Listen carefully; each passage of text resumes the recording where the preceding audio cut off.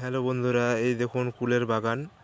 আর আমি এই সকাল সকাল চলে এসেছি বলে আপনার অনেকটা সুবিধা হলো, কারণ হনুমান চলে এসেছে জমিতে।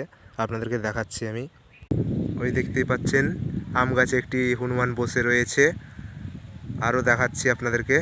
এই দেখুন আমাদের কুলের বাগান এই পাশেই নেট দেওয়া রয়েছে, একেবারে চলে গেল ওই মাথা পর্যন্ত। আর এই দেখুন হনুমান, আরও দেখাতেই পাচ্ছেন বন্ধুরা। এই দেখুন হনুমান পালাচ্ছে আমাকে দেখে, ভয়ে ওই দেখুন পালিয়ে গেল দৌড়ে। আরও রয়েছে।